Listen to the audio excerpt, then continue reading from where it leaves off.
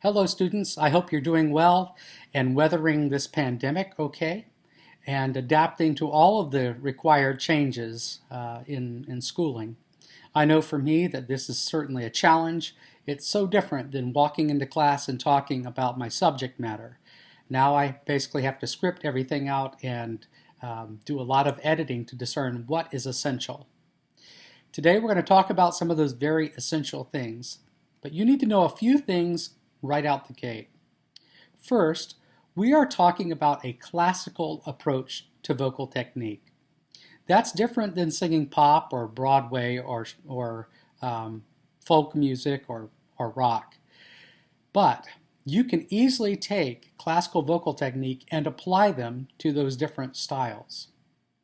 Let's talk about the most fundamental element of singing, and that's matching pitch.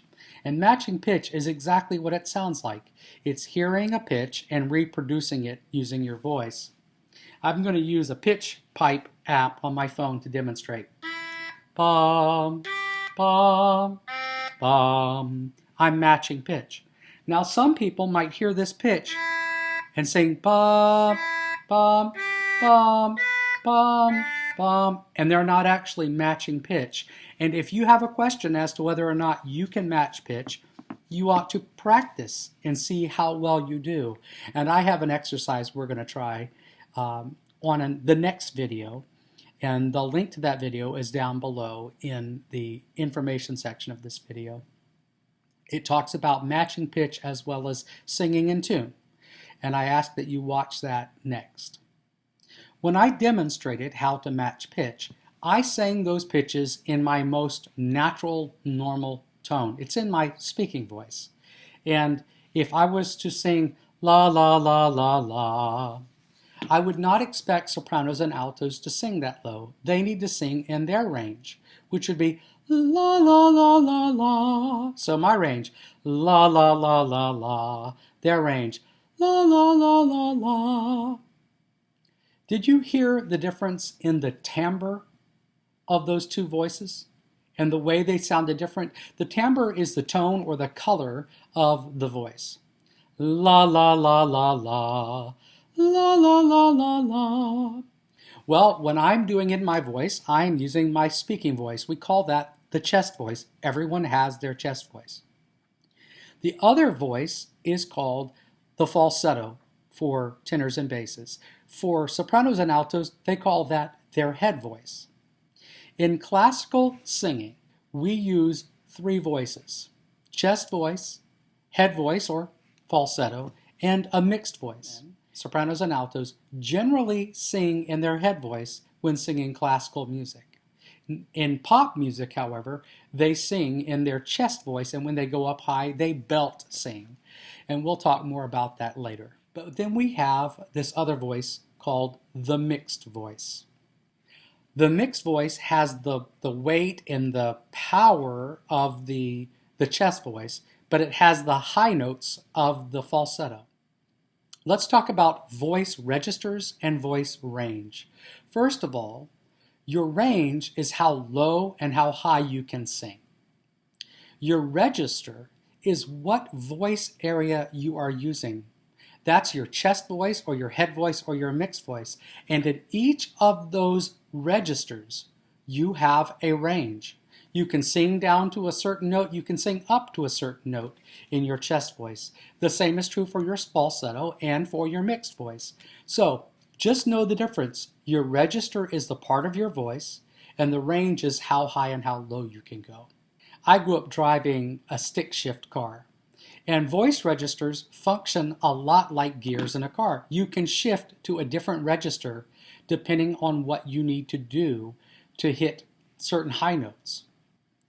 Now, there are two others that we can discuss, but we're not going to do much with. The whistle register. It's way up there. If you ever listen to Mariah Carey sing, she uses her whistle register quite a bit. The other register of the voice is on the low end, and when you start singing that gravelly, husky sound where you're really not producing pitch, we call that vocal fry. When we sing in our chest voice, it's like speaking. It's like elongated speech. And you'll hear that I'm holding those vowel sounds longer than normal. That's our chest voice. Our head voice is that lighter, airier, thinner sound. Ah. Most people primarily speak in their chest voice. And if they sing in their chest voice, they will eventually get to a place where they can go no higher. And then they will flip into their head voice for women or their falsetto for men. And that place where that intersection occurs is called a passaggio or passage. Some people call it a break. I don't like that term, but that is where you basically top out. I now want to demonstrate for you my 3 voice registers and the range of each of those. I want to hear how low I can go in my chest register. Again, chest is our speaking voice. La la la la la la la la. So now I'm in what's called vocal fry register. I can make noise down there, la, but it's kind of gravelly and airy and it doesn't sound good. Don't spend much time down there. It's not good for the voice.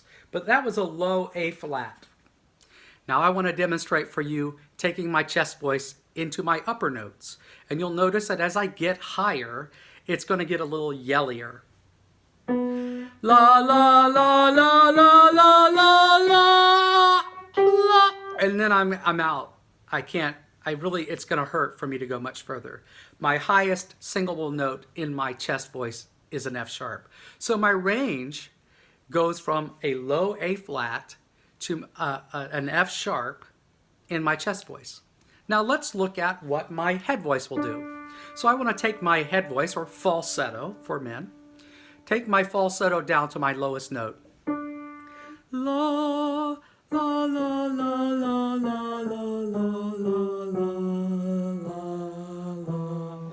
Now, that's an E, and that's really, I can't sing that note well. So I'll say maybe an F is my lowest note in my falsetto.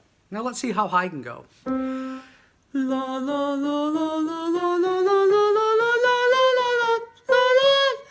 I have a couple more notes, but that's a high D up there. So I can go up to a high D in my falsetto. Now let's work on a mixed voice. Now my mixed voice combines the sound of my chest voice, the resonance of my chest voice, with the high notes of my falsetto. And it sounds like this. Ya, ya, ya. Now that note right there was the note I could not sing in my chest voice. All right? So in my chest voice, that exercise would sound like this. Ya, ya, ya. That's my chest voice. I'm yelling, it's not coming out. Here's my mixed voice. Ya, ya, ya, ya, ya,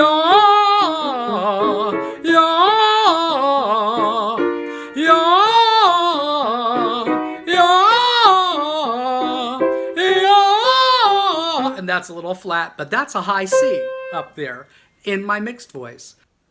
Now, when you compare my chest voice to my falsetto or my mixed voice, you're going to see that there's a lot of overlap. And that's a great thing because it gives us choices as to which voice to use. And the music we sing will often dictate what is appropriate. For instance, if I'm singing Sicut Cervus by Palestrina, an Italian Renaissance composer from the 1500s, Sicut cervus desiderat ad fontes. That's all falsetto. If I sing it with my chest voice, Sicut cervus desiderat ad fontes, and now I'm having to go into my mixed voice to hit that note. Now take one of my favorite songs growing up.